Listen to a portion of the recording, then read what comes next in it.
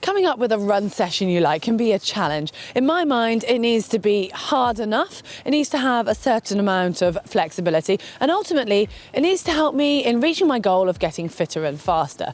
Now, over the years, I have been lucky enough to work with several coaches and join various different running groups, so I know which run sessions I enjoy and which ones I'll do my best to avoid. So with that in mind, today I'm going to share my 3 go-to sessions, and the best part about these, you can do them anywhere on any type of running surface, whether that's a track, a treadmill, road, or even the park.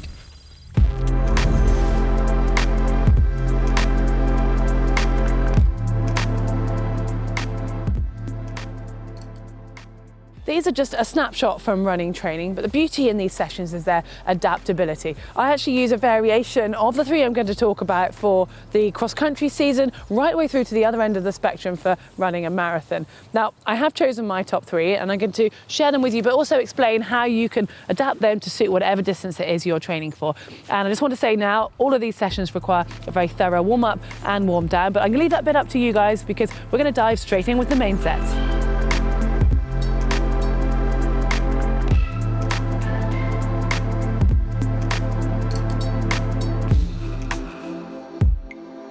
I've been doing this session for years. It's super adaptive, and for the basic version, all you need is a wristwatch. So it's like it says on the tin, it's an interval style of session that's based around 30-second efforts. So it's going to be 30 seconds hard, followed by 30 seconds easy repeatedly. And this session was originally designed to help improve your VO2 max. And I mean, who doesn't want a higher VO2 max? So with that in mind, you need to be doing your hard efforts at around that pace, followed by the easy efforts at half of your VO2 max pace.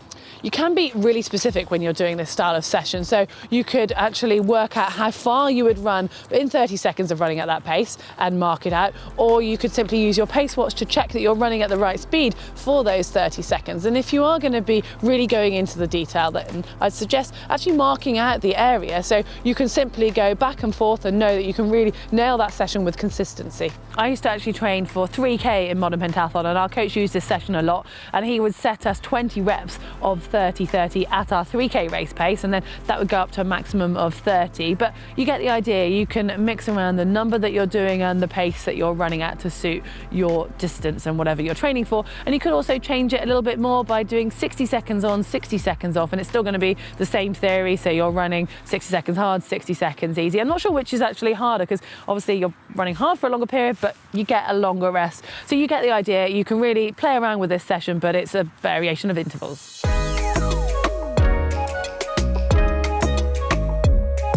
No surprises here. For this session, you do ideally need a track, but I will explain how you can adapt it to road in a moment. So the session goes up in distance to a peak and then down the other side as in a pyramid. So ideally, you want to start off as a 200, followed by 30 seconds rest, a 400, a minute's rest, 600, a minute and a half rest, 800 followed by 2 minutes rest, all the way up to 1,000 meters, and you get 2.5 minutes rest after that. You then go back down using the same rest as you had going up, and it is a total of 5 kilometers, so it's in intervals, and you want to actually be targeting your 5K pace for all of them. I reckon you can see the pattern here. As the distance increases, so does the rest. But you need to be aware of your pace, because 200 meters at 5K pace is going to feel pretty easy, whereas 1,000 meters, not so. So you really are going to have to rein it in at the start and make sure you are strict with keeping to the pace for those first few efforts. And once you reach the top of the pyramid, the 1,000 meters, it really does feel like the end is going to be in sight. It's a great session and a really satisfying one to do. Of course, you can play around with the distance of this. You could have the top of your pyramid at being 800 meters and dropping back down from there, or you could extend it to make it longer, so your peak is 1,200 meters or even 1,400. Obviously, you adapt the rest, and most importantly, you adapt the pace according to the distance that you're going to be running. And then if you do want to take the session out onto the road or off-road even, you can use it to time. So you work out roughly how long you would run 200 meters in at your 5K pace, or whatever pace you're choosing to do, and you simply use the same rest and you run to effort instead.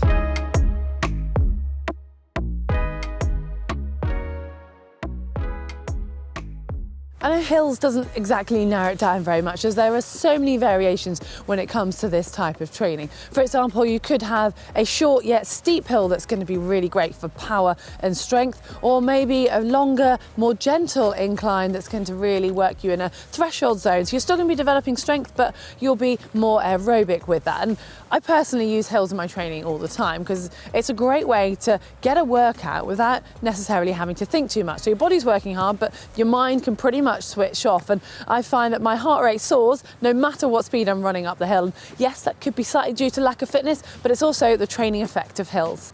This is a session that I do regularly in my local park, and it's slightly specific to this location. However, it's also a version of Kenyan hills, and Kenyan hills basically need to be running hard on any of the flat sections, hard up the hill, and then you use the downhill for recovery. So in this specific situation, I run hard up this diagonal that cuts through the path. I turn left, hard up the next section, and then hard along the top. And as soon as I start to feel myself going downhill, that's when I back off and I use that for my recovery. And I do that continuously. But you can do it anywhere. You just need something that's on the side of a hill, and even housing estates are quite often good for this because they're built on a hill, and you might even have the 4 sides, so you can run hard on 3 of them and then you recover downhill. And they're great for winter because they're usually floodlit as well. And the part of this session that I really enjoy is it's not so hard on your legs for the impact, because you're running hard on the flat and uphill, but then you're really easy downhill, so it's not so stressful for your bones.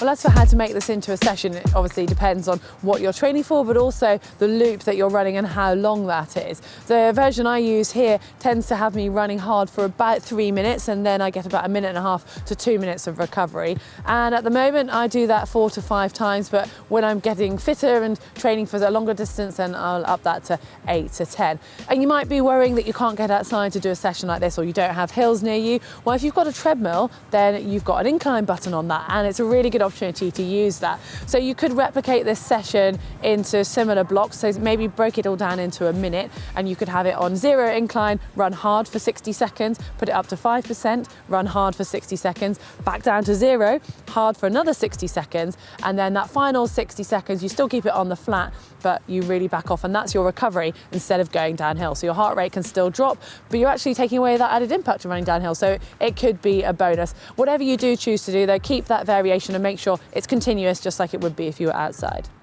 Obviously, I've only chosen you a selection today, so you still need to include some long runs plus some runs with longer threshold efforts to add around this. But hopefully these are giving you ideas to help you spice up your training, and you can adapt them and choose bits that you like to suit you. And if you guys have any sessions that you think I might like, then please let me know, because I'm always looking for new running inspiration myself, and I'll give them a go. But also let me know how you get on with these, and if you've got a favourite, you can do that all in the comments section below, and give us a like and a follow on our social media channels.